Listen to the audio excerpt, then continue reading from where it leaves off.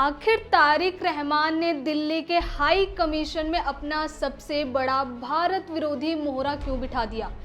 क्या यह सिर्फ एक रूटीन कूटनीतिक नियुक्ति है या फिर नई दिल्ली के अंदर बैठकर रची जा रही किसी बहुत बड़ी अंतर्राष्ट्रीय साजिश का पहला कदम?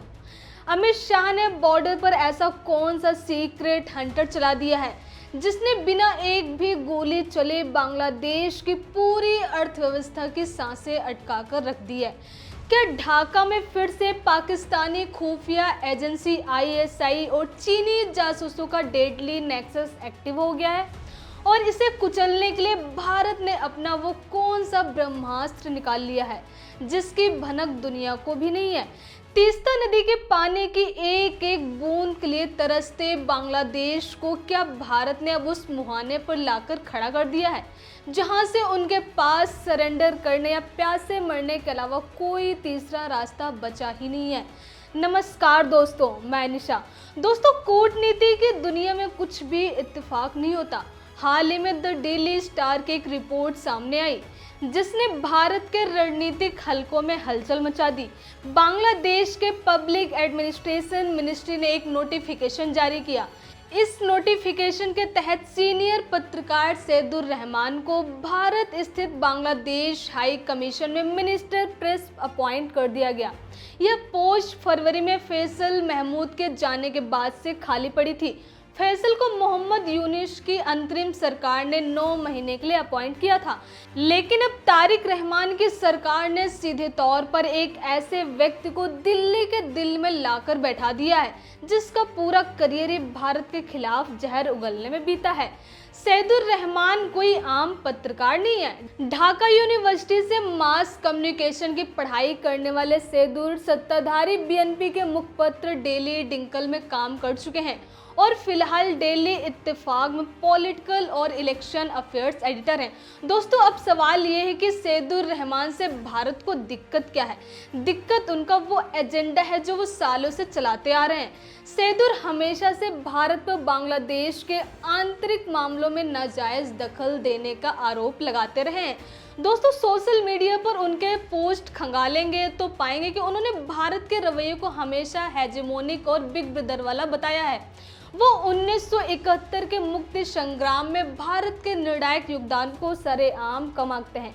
उनकी भाषा और विचारधारा बिल्कुल जमात ए इस्लामी जैसे घोर दक्षिणपंथी और भारत विरोधी संगठनों से मेल खाती है। भारतीय रणनीतिक मामलों के एक्सपर्ट और वरिष्ठ पत्रकार अभिजीत मजूमदार ने इस नियुक्ति पर सीधा सवाल उठाया है कि जो इंसान प्रधानमंत्री नरेंद्र मोदी और भारत को लगातार बुरा भला कहता है, उसे कूटनीतिक पद पर दिल्ली भेजना सीधे तौर पर संबंधों को पटरी से उतारने की साजिश है।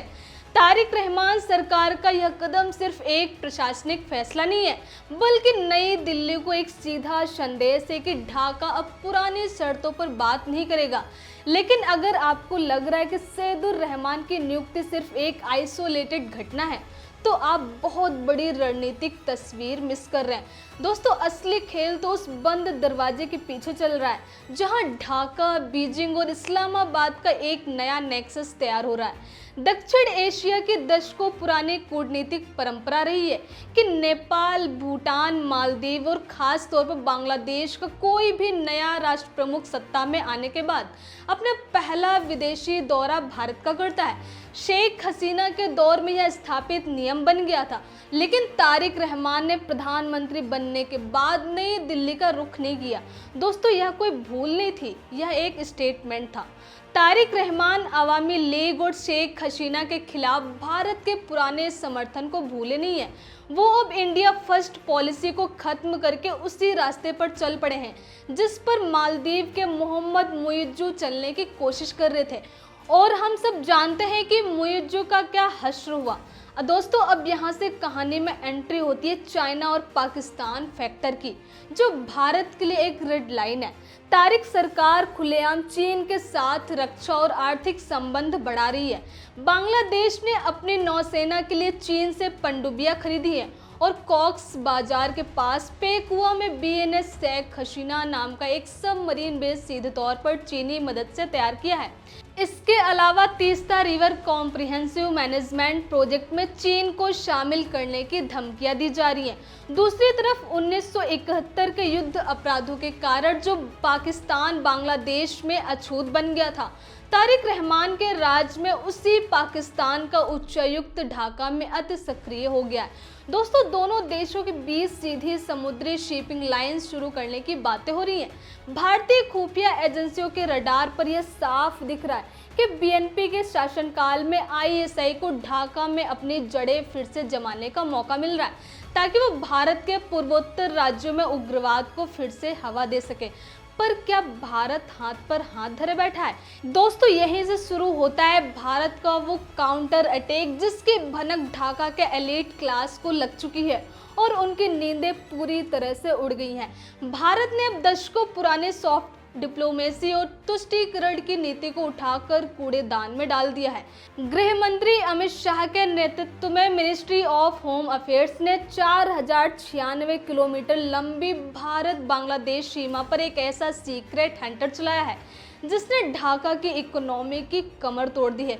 इसे जीरो टॉलरेंस बॉर्डर पॉलिसी कहते हैं। दोस्तों, सबसे पहला और सबसे बड़ा कदम था बीएसएफ को खुली छूट देना। बीएसएफ के अधिकार क्षेत्र को सीमा से 15 किलोमीटर से बढ़ाकर 50 किलोमीटर अंदर तक कर दिया गया। अब बीएसएफ राज्य पुलिस की अनुमति के बिना तस्करों और घुसपैठियों के नेटवर्क को गहराई तक जाकर ध्वस्त कर रही है। जिन नदियों और दलदली इलाकों में बाढ़ लगाना नामुमकिन था, वहां CIBMS यानी comprehensive integrated border management system लागू कर दिया गया। लेजर वॉल, इंफ्रारेड कैमरे, थर्मल इमेजिंग और ड्रोन्स के जरिए सीमा को इतना अभेद्य बना दिया गया कि वहां से अब परिंदा भी पर नहीं मार सकता। लेकिन इस पूरी रणनीति का सबसे घातक हिस्सा है केटल स्मगलिंग पर की गई सर्जिकल स्ट्राइक। दोस्तों, एक वक्त था जब हर दिन हजारों मवेशी गैर कानूनी तरीके से सीमा पार भेजे जाते थे। यह करोड़ों डॉलर्स की बीफ इकोनॉमी थी कि जो बांग्लादेश के अंडरवर्ल्ड और सिंडिकेट्स की रीढ़ थी। इसी काले धन से भारत विरोधी ताकतों और कट्टरपंथियों को फंडिंग मिलती थी। अमित शाह के सख्त आदेशों के बाद आज यह तस्करी लगभग शून्य हो चुकी है। रातों रात बांग्लादेश के इन सिंडिकेट्स का कैश फ्लो सूख गया है। उन्हें समझ आ गया कि भारत अगर अपनी सीमाओं को सिर्फ नियमों के तहत सील कर दे तो उनकी अर्थव्यवस्था वेंटिलेटर पर आ जाएगी।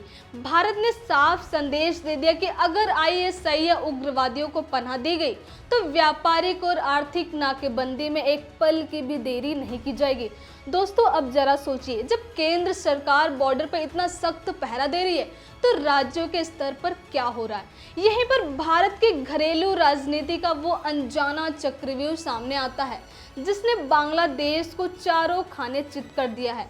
राजनीतिक रूप से असम के मुख्यमंत्री हिमंत बिस्वा शर्मा और पश्चिम बंगाल के मुख्यमंत्री शुभेंदु अधिकारी इस वक्त एक साथ मिलकर बांग्लादेश के खिलाफ आक्रामक हैं। असम में हिमंत बिस्वा शर्मा ने घुसपैठ और डेमोग्राफिक चेंज के खिलाफ एक फायर ब्रांड मोर्चा खोल रखा है। वो खुलेआम कहते हैं कि घुसपैठी असम की संस्कृति और संसाधनों के लिए खतरा है। असम पुलिस ने लगातार ऐसे स्लीपर सेल्स का भंडाफोड़ किया है जिनके तार सीधे अंसारुल्लाह बांग्ला टीम यानी ABT जैसे बांग्लादेशी कट्टरपंथी संगठनों से जुड़े थे। मदरसों की फंडिंग की जांच और अवैध प्रवासियों पर जीरो टॉलरेंस नीति ने ढाका को यह बता दिया है कि भारत अब किसी भी कीमत पर डेमोग्राफिक इन्वेजन बर्दाश्त नहीं करेगा। दूसरी तरफ शुभेंदु अधिकारी ने तीस्ता जल समझौते पर अपने वीटो का ऐसा ब्रह्मास्त्र चलाया है जिसका कोई तोड़ बांग्लादेश के पास नहीं है। बांग्लादेश की सबसे बड़ी जीवन रेखा तीस्ता नदी है, लेकिन पश्चिम बंगाल सरकार ने साफ कर दिया है कि बंगाल के किसानों का हित सर्वोपरि है। दोस्तों, कूटनीतिक रूप से यह भारत सरकार के लिए एक मास्टर स्ट्रोक का काम करता है। नई दिल्ली बड़ी आसानी से ढाका को कह सकती है कि हम तो समझौता करना चाहते हैं, लेकिन हमारे फेडरल स्ट्रक्चर में हम अपनी राज्य सरकार को दरकिनार नहीं कर सकते। शुभेंदु का यह अड़ियल रवैया अनजाने में ही सही, लेकिन बांग्लादेश के लिए एक ऐसा ताबीज बन गया है जिससे वो चाहकर भी नहीं निकल सकते। दोस्तों, यह सब देखकर एक बड़ा सवाल जहन में आता है, बांग्लादेश बांग्लादेश जो अपनी खाद्य सुरक्षा, अपनी अर्थव्यवस्था और अपने सर्वाइवल के लिए भारत पर निर्भर है, वो यह दुस्साहस कर क्यों रहा है? इसका जवाब है चाइना कार्ड का इल्यूजन। दशकों तक नेपाल, श्रीलंका और बांग्लादेश जैसे पड़ोसियों ने भारत के खिलाफ एक ही ब्लैकमेलिंग टूल का इस्तेमाल किया है कि अगर भारत ने हमारी मांगे नहीं मानी तो हम चीन की गोद में बैठ जाएंगे। तारिक रहमान को भी लग रहा है कि चीनी पैसे और सैन्य ताकत के साये में वो भारत को चेक एंड बैलेंस कर सकते हैं।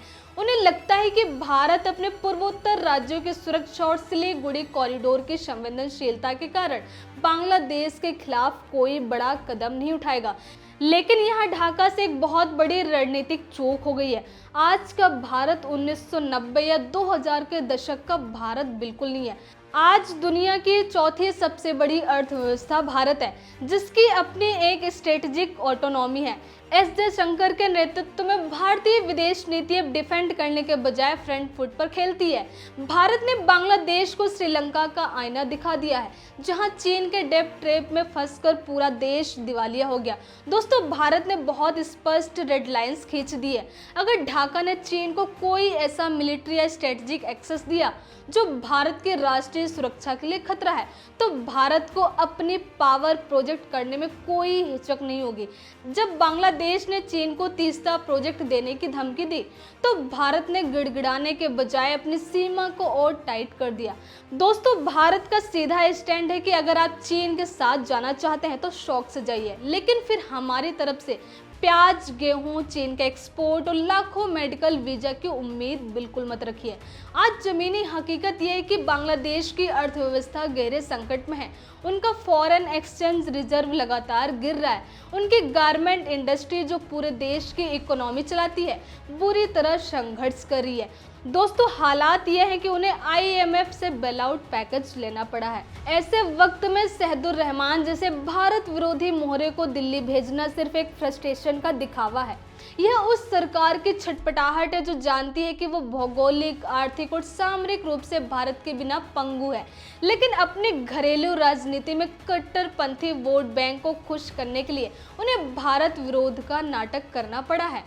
दोस्तों, अमित शाह की बॉर्डर सिक्योरिटी, हिमंत बिस्वा शर्मा का डेमोग्राफिक क्लैरिटी, शुभेंदु बनर्जी का वाटर डिप्लोमेसी पर स्टैंड और विदेश मंत्रालय की नो नॉनसेंस अप्रोच, इन सब ने मिलकर एक ऐसा चक्रव्यूह तैयार किया है जिसने बांग्लादेश के चाइना कार्ड को उसी के गले की फांस बना दिया गया है। दोस्तों, नई दिल्ली ने साफ कर दिया है कि रिश्ते में एहतराम और सम्मान दोनों तरफ से होगा। अब यह देखना बेहद दिलचस्प होगा कि सैदुर रहमान दिल्ली में बैठकर कौन सा नया खेल खेलने की कोशिश करते हैं और भारतीय खुफिया एजेंसियां उनके इस खेल को कैसे 24 घंटे के अंदर काउंटर करती हैं। आने वाले 6 महीने भारत बांग्लादेश संबंधों के लिए एक अग्नि परीक्षा साबित होने वाले हैं, जहां या तो ढाका को अपनी हद समझ आ जाएगी या फिर दक्षिण एशिया की जियोपॉलिटिक्स में एक नया भूचाल देखने को मिलेगा। तो दोस्तों, आपको क्या लगता है? क्या तारिक रहमान चीन के इशारे पर जानबूझकर भारत को उकसा रहे हैं? यह सिर्फ उनके घरेलू राजनीति की मजबूरी है? अमित शाह के बॉर्डर एक्शन और बांग्लादेश के इस रवैये पर आपकी क्या राय है? कमेंट बॉक्स में अपना एनालिसिस जरूर शेयर करें। अगर आपको यह डीप डिकोडिंग और जियोपॉलिटिकल एनालिसिस पसंद आया हो तो वीडियो को लाइक करें और चैनल को सब्सक्राइब करके बेल आइकन जरूर दबाएं, क्योंकि अगले वीडियो में हम एक ऐसे ही इंटरनेशनल सीक्रेट का पर्दाफाश करने वाले हैं जिसकी भनक अभी मेन स्ट्रीम मीडिया को नहीं लगी है। जय हिंद।